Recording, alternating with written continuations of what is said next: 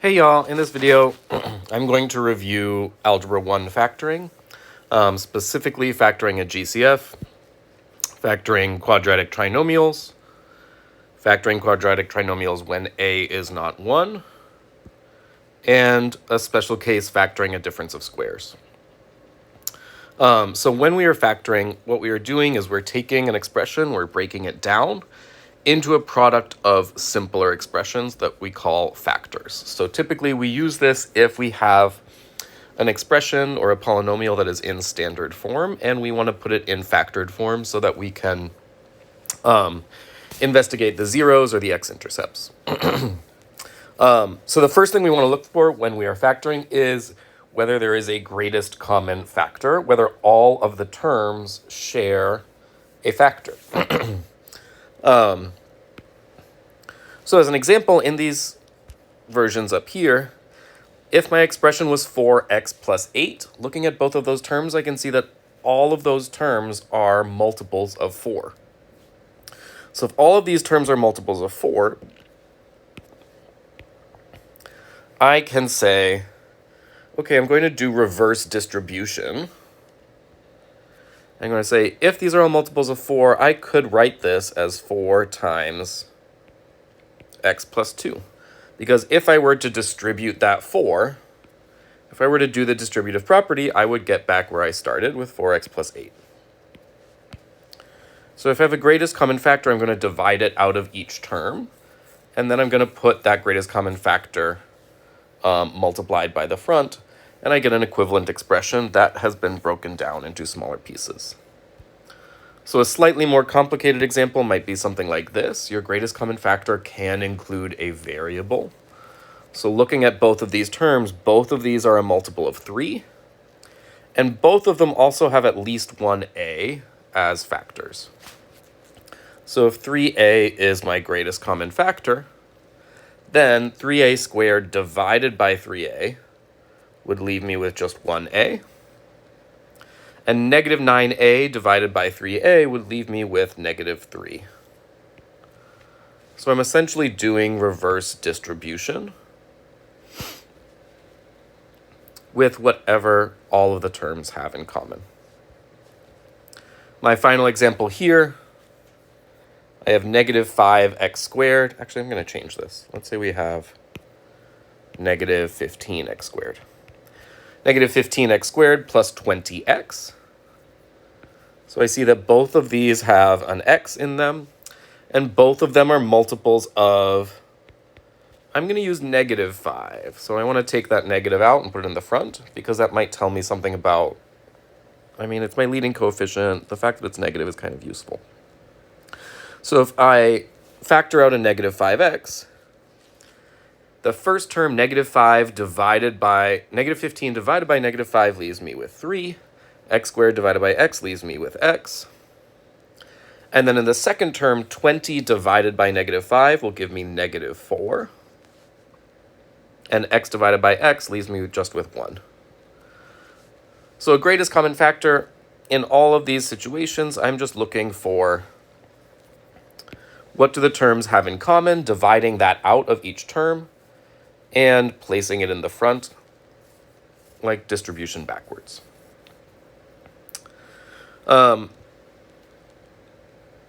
If we move on to quadratic trinomials, quadratic trinomials means I have a second degree polynomial, and I have 3 terms. So I have a quadratic term, I have a linear term, and I have a constant term. I'm going to show you 3 methods of visualizing your work, but these are all the same process. It's just a different way of showing your thinking and making it make sense for yourself. So the first method we will call the box method. But in all of these, our goal is we have a quadratic trinomial and we want to rewrite it as 2 factors. We want to say what 2 binomials multiply to create this trinomial. So if I'm doing the box method, what I can do is I can put my x squared in the upper left and my constant in the lower right. And then what I'm trying to figure out are what would go in these positions that would multiply such that my two linear terms add up to 7x. So I'm trying to think, what are values that I could put in those four positions so that it would multiply to x squared, it would multiply to negative 18, and then it would multiply to two linear terms that add to 7x. So to begin, I know that I'm going to have x times x, because I need two terms that are going to multiply to x squared. I also notice that my constant is negative. So if I'm going to have two values that multiply to a negative number, I must have one negative up here and I must have one positive down here. I'm going to switch those colors. I must have something minus and I must have a plus, because only a positive and a negative multiply to a negative. Oops.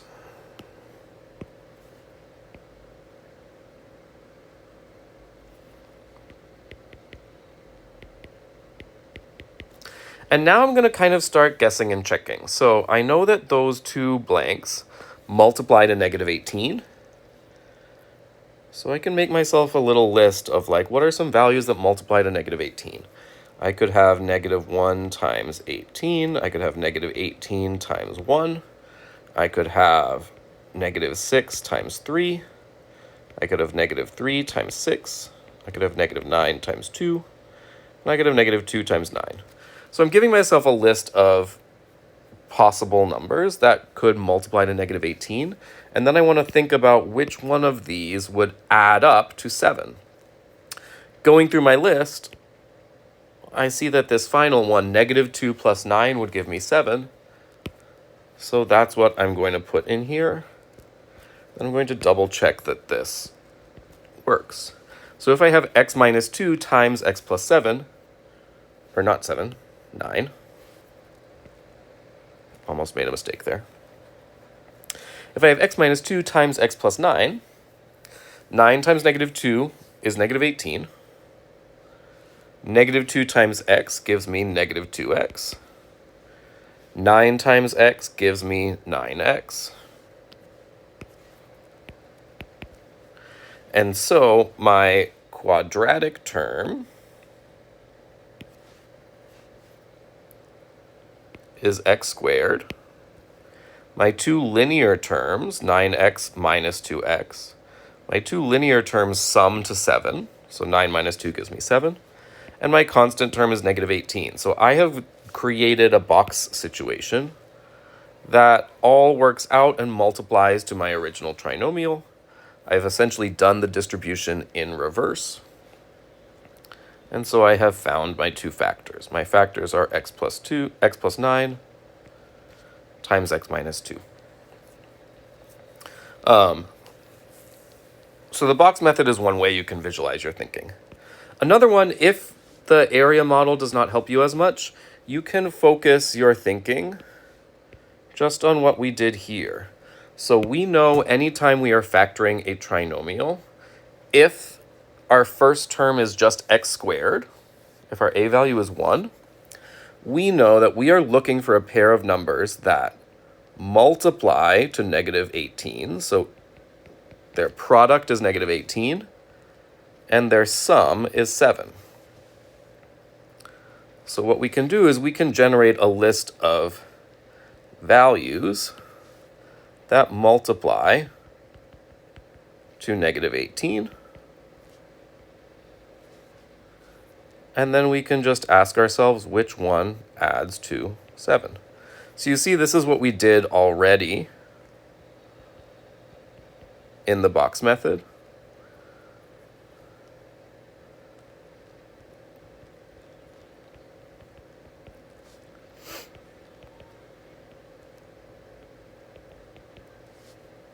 But it's up to you whether actually drawing out the box helps you organize your thinking or not. So again, these are all the values that multiply to negative 18. Those are all of our factor pairs. The factor pair that adds to 7, or sums to 7, our linear term, is this, 2 times negative 9. So we know that our two factors will be, or not 2 times negative 9. I keep almost messing up here. Negative 2 times 9 is negative 18, and 9 minus 2 is 7. So I know that my two factors will be x minus 2 and x plus 9. So again, I got the same result. It's just, do you like to work from a list, or do you like to kind of think through visually? Our final method we'll call factoring by grouping. So factoring by grouping begins with the same premise, but we're going to organize our work a little differently, and this is going to set us up well for more advanced work that we do later in Algebra 2. So my first step when I'm factoring by grouping is to generate that same list of factor pairs which multiply to negative 18.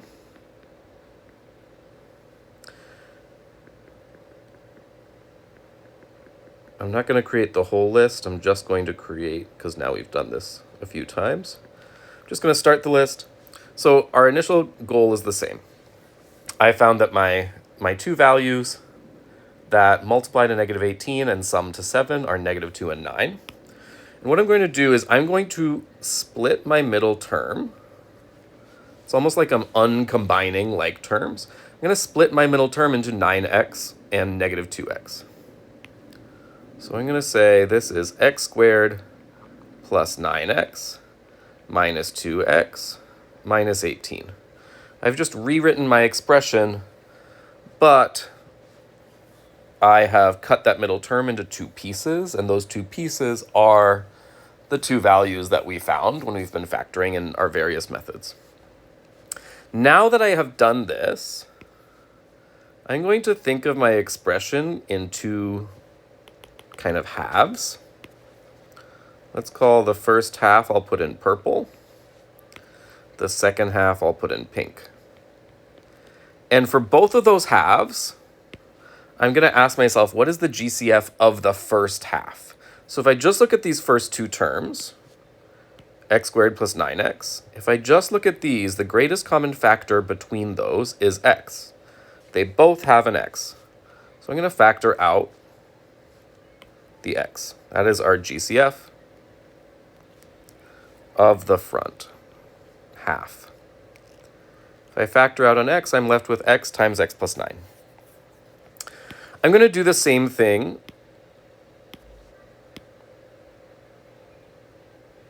where's my little guy gone? I'm going to do the same thing again with the pink terms.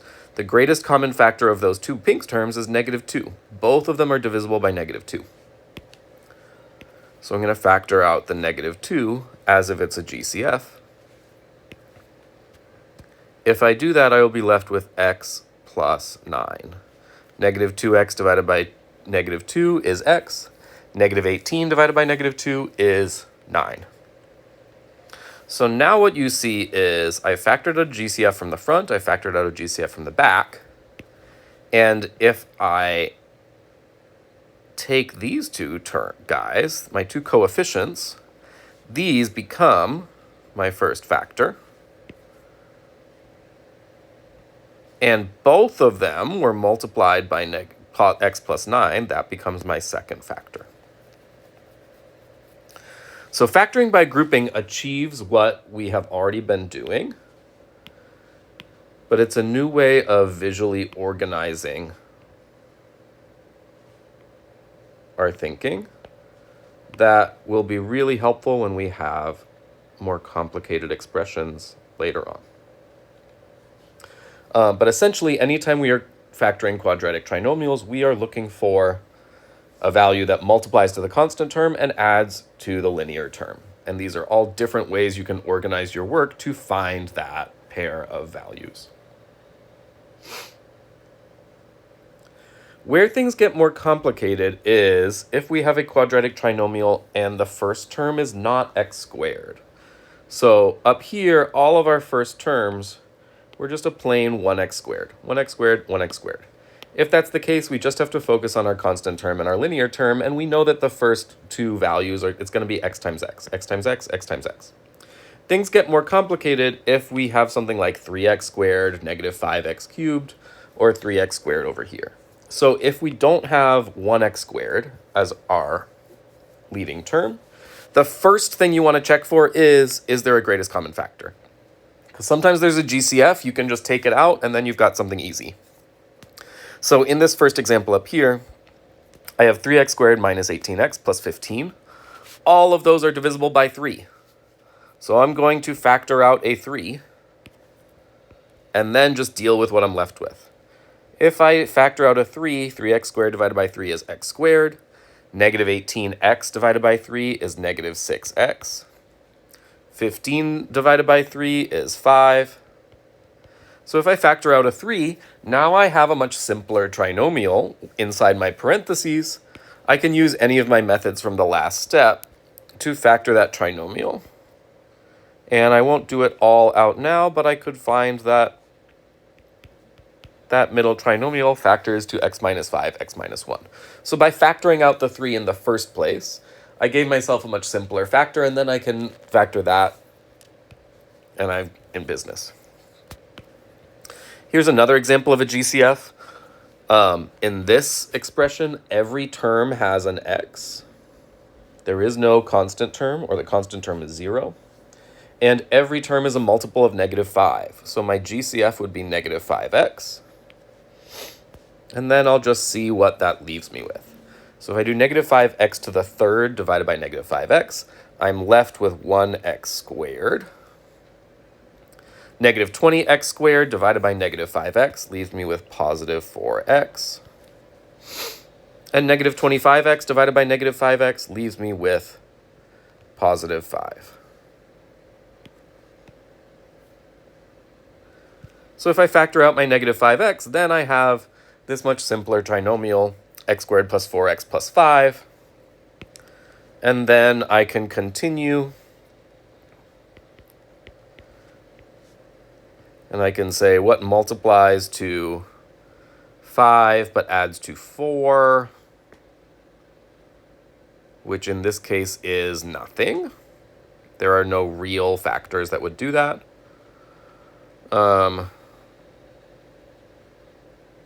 But I'm going to make a little edit. Let's say this was positive. That would have made this negative. Nope, that doesn't work either.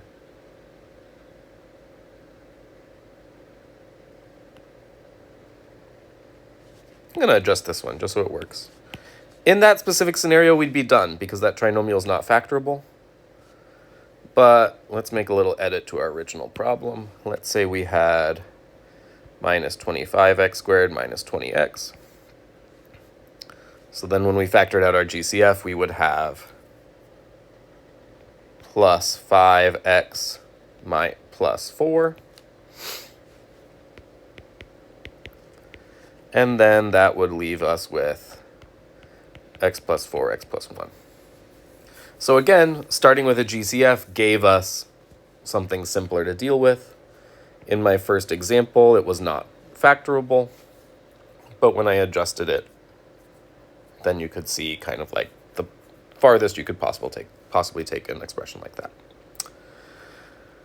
But now looking at this one, I have 3x squared plus 5x minus 2. So they do not all share a variable. There's no x that I can factor out. And 3, 5, and negative 2 do not share any factors. So there is no GCF that can help us here. So step 1 is to check for a GCF. If there's a GCF, take it out, deal with what you're left with. But if you do not have a greatest common factor, then we're going to have to use our methods that we already did for trinomials, but this time they're going to be a little more complex. So if I want to think through this guy with the box method, 3x squared plus 5x minus 2, what I could do is I could say, okay, here's my box. I've got my quadratic term up here, and I've got my linear term down here. And now I need to do a little messing around. I know my end goal is that the two linear terms will sum to 5x. However, that 3 in front of the x squared is going to make things a lot more complicated because in order to make 3x squared, I need to multiply 3x by x. So now I have this pesky 3, which is going to make my situation a little more confusing. So to make my constant term, I know my two constants are going to multiply to negative 2. If they're going to multiply to negative 2, in this example, I'm kind of lucky. That's either going to be 1 times negative 2 or negative 2 times, or negative 1 times negative 2 or negative 1 times 2. So I don't have too many pairs, but now the position's going to make a difference. So what do I mean by that? Let's just mess around a little bit. If I put, let's try 1 and negative 2. If I do this, then down here I'll have negative 2x, and here I'll have 3x. Negative 2 times x gives me negative 2x. 1 times 3x gives me 3x. That does not give me what I want because 3 minus 2 is not 5. These are not summing to 5x. So it's not 1 and negative 2 in those positions. But it could be 1 and negative 2, possibly in these positions. If I switch their location, it's going to switch the result, because now I have negative 2 times 3x gives me negative 6x. X times 1 gives me 1x. 1 minus 6 gives me negative 5x. So now I'm getting closer to what I want. Still not exactly working, though, because my sign is wrong. So then perhaps I should do negative 1 here and positive 2 here. Let's see what this gives us. My linear terms would be negative 1x and 6x. 6 minus 1 gives me 5. I have succeeded. So now I finally figured out a way around this puzzle where my terms inside sum to the standard form, 3x squared plus 6x minus 2. All of that sums to 3x squared plus 5x minus 2. So I've got my standard form inside the box, and I've got my factors outside. So that means my factors are 3x minus 1 and x plus 2. And I can check that by doing my expanded distribution. So I could just redistribute it. If it gets me back where I started, I know I factored correctly. So same method, there's just more things to keep in mind now that we have that 3. Sum product is the same idea. So we're still going to make a list, and then we're going to still look for which thing adds to 5. But we are looking for values that multiply. Instead of just to negative 2, we want values that multiply to the product of 3 and negative 2. So we want values that multiply to 3 times negative 2. So we want values that multiply to negative 6. And I'll show you why in a moment.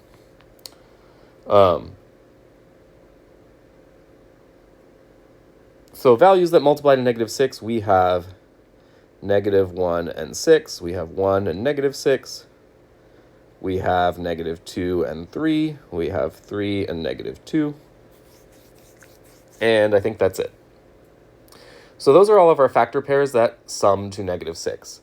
And then we want to ask ourselves, which one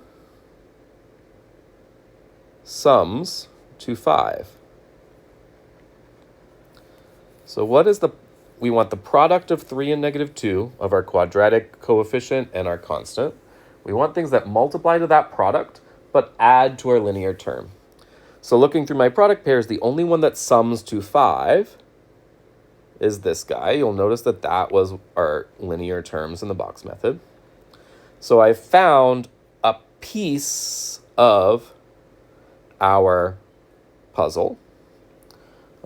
These multiply to negative 6 and they add to 5.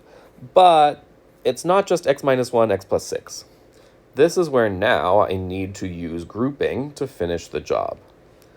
So I have to say, okay, I know that 6 and negative 1 are the way I can split up that linear term. So I'm going to do what we did with grouping, but I'm going to split my linear term, 5x, into negative 1x and 6x. I could also split it into 6x and negative 1x. It doesn't matter which way I do it. In fact, I'll do it both ways, just so you can see.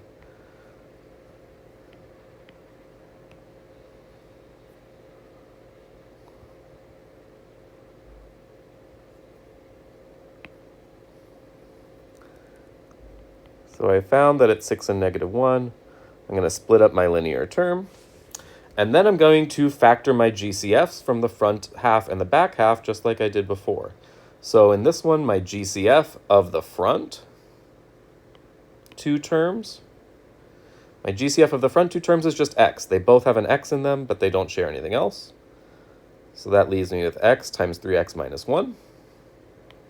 If I look at my back two terms, their GCF is 3. Those are both multiples of 3. So I'm going to factor out a 3. If I factor out a 3, notice that now I have 3x minus 1 repeated. And my two GCFs are x and 3. So my factored form is x plus 3 times 3x minus 1. Ooh, I messed up. My GCF in the second half was not 3. My GCF was 2. 6 and negative 2 are both multiples of 2. So that gives me my factored form. X plus 2, 3x minus 1. And then you can see if I split it the other way, if I said 6x minus 1x instead, then I can still use this method. So my GCF of the front two terms is 3x. If I factor out a 3x, I am left with x plus 2. And then my GCF of the back two terms is negative 1. If I factor out a negative 1, I'm left with x plus 2. I've got x plus 2 repeated, and I have 3x minus 1 as the two GCFs. So my factored form is 3x minus 1 times x plus 2. So you can see we got the same result, but now if we have a quadratic where the leading coefficient, the quadratic term, is a value other than 1, then sum product and grouping kind of need to work together in order to get you your final factored form. So a quick recap so far. Step 1 is look for a GCF every time. Always look for a GCF first because that'll simplify your picture if there is one. If you have a quadratic trinomial where a is 1, you can use the box method, sum product, or grouping, but you are looking for two values that multiply to your constant term and add to your linear term. If your a value is not 1, look for a GCF first, see if that helps you. If there's no GCF, then you're still doing the box method, sum product, or grouping, but sum product and grouping need to work together to finish the job.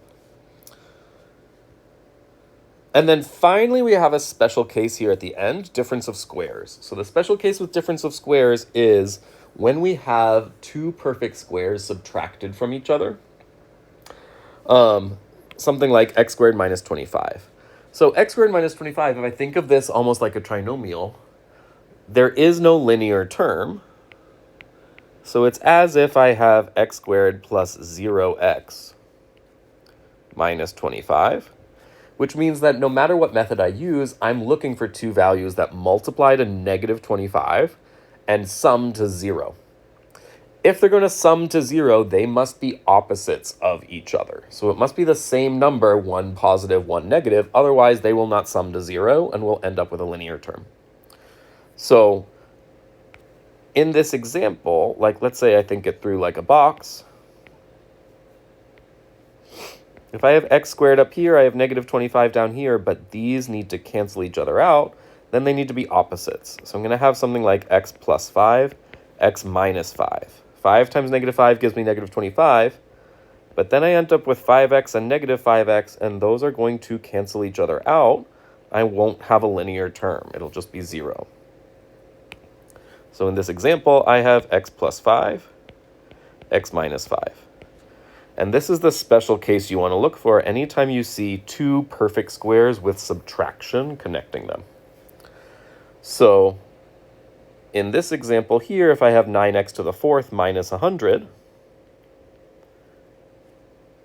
my first term has to be the square root of 9x to the fourth. So 3 times 3 gives me 9. X squared times x squared gives me x to the fourth. I'm going to have 1 plus, I'm going to have 1 minus, and then 10 times 10 gives me 100. So if my two binomials should be identical except for the plus and the minus. I have x plus 5, x minus 5. 3x squared plus 10, 3x squared minus 10. And that's going to result in two perfect squares with subtraction in the middle and no linear term. So a third example, getting a little more complex. If I want to factor these perfect squares here, 5 times 5 gives me 25. X times x gives me x squared. I'm going to have 1 plus, 1 minus. And then 2 times 2 gives me 4. Y times y gives me y squared. So in general, what this means is if you see something in the form a squared minus b squared, there are two terms, they are both perfect squares, they're connected with subtraction, then the factored form will always be a plus b, a minus b. You can work out a difference of squares problem using our methods, but it's a special case that you want to recognize. So a squared minus b squared will always be a plus b, a minus b. If you have that special case in mind, and then these various ways of thinking through factoring, then you have a good foundation for beginning factoring more advanced things in Algebra 2. For now, you can use any of these methods, but what I would encourage you to do is understand the different ways to write all of them out, because as you get into more advanced polynomials, there may be times when the box method is not as useful, or you may want to understand all three in order to wrap your head around a more advanced problem.